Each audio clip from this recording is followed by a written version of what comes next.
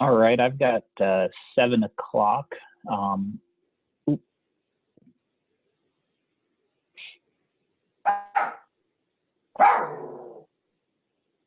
okay, I've got 7 o'clock, and I've got one person on the line. So, Debbie, I see you're on the line. I'll just open it up initially for any questions. Unless you want me to go through the spiel I've been going through about it. You don't have to go through the whole thing. Okay. I have one question, and really then I'm pretty satisfied, and I don't know if you know the answer tonight or not. I'm curious about the percentage of renters in this village versus actual owners of homes. Okay, so right now, well, that'll change with the current census going on. But in the 2010 census, it came up to about 48% homeowner occupied, renter occupied, about 52% homeowner occupied. There have been a few more homes built that are owner occupied and a couple rentals that have been converted. But I wouldn't expect that to be a big drop in percentage. So I'm still expecting it to be somewhere between 45 and 50% when we get our census data. I think that I don't know if anybody else has brought this up or not, but I mean, that is my biggest concern, that, you know, the village is really turning into a rental community. And there are people who don't even live in town, who own property in town, who cannot vote on this. And I'm concerned about the long-term effects also, from the standpoint of, you know, if the village becomes known that, you know, you can just move in here and rent and have everything paid for you by all the property owners, is that going to increase renters in the town?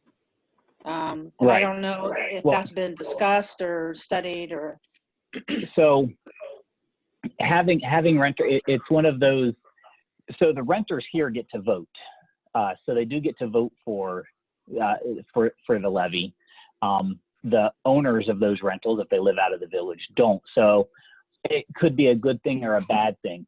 What I will say is that a couple of years ago, I asked for some legislation to be drawn up because not only do we have a bunch of rentals, but we have a bunch of landlords that are less than enthusiastic to make repairs and maintain their properties. And so I asked for, based on my work in other municipalities, I drafted up some legislation to essentially create a landlord registry that allowed us to inspect those properties and also gave us good contact information. We're getting better, but a couple years ago we sent out some letters, and we had a property owner call us and say, "How did you find my name associated with this? Why am I getting this letter for this property I own?"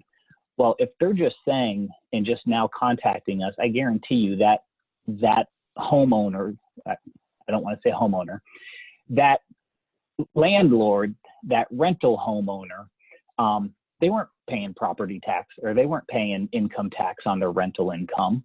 So that was one of these things I had that legislation designed to do.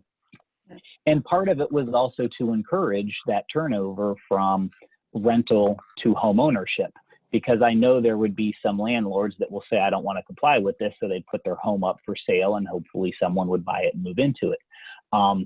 That was met with some hostility from one council member who brought in a lot of landlords, none of whom lived in the village, but as often unfortunately happens, those that cry the loudest get their way, and that legislation was scrapped. I want to bring it back and plan on doing so at the appropriate time, because I think it's something we need to address the rentals. So it is an issue. I agree with you.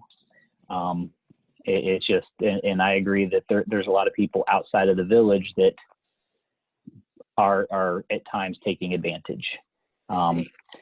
So hopefully, now some of the landlords that I've been talking to, they are telling me that some of them have told me they've asked their renters to vote no. Some have said to their renters that they support this levy. And so that if their renters vote for it, they would appreciate that because it will help everybody.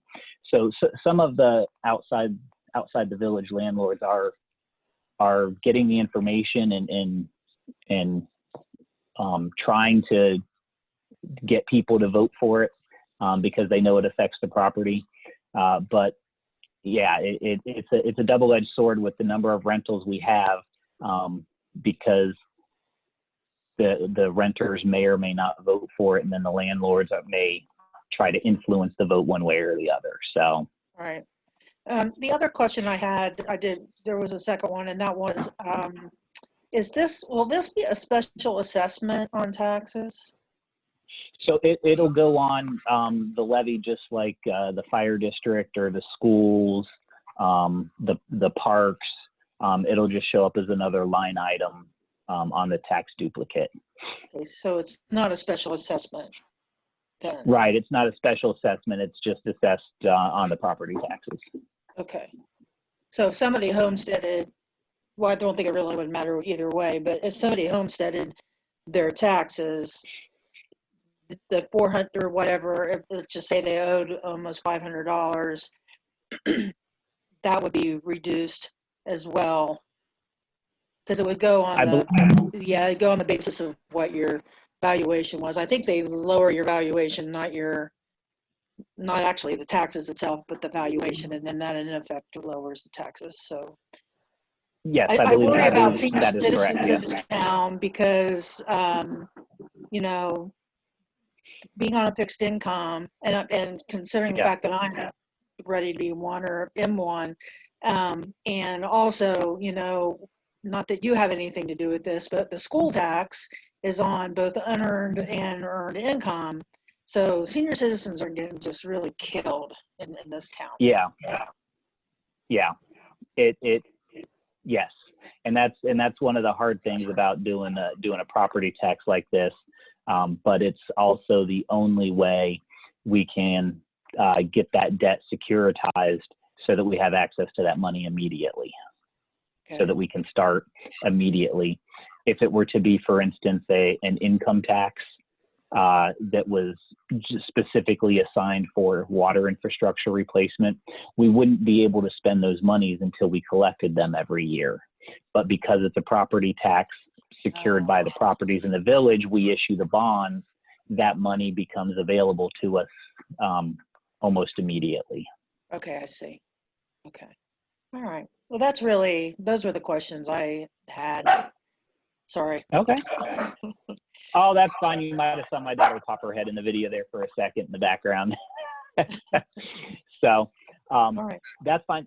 I got two more town halls. There's one next Tuesday, I want to say at 6 o'clock, and then there's one Monday night, the night before the election. I forget what time I have that at. It's in the evening as well. So if any other questions pop up, feel free to join and ask away. Okay. Thanks. All right. Thanks. Have a good evening.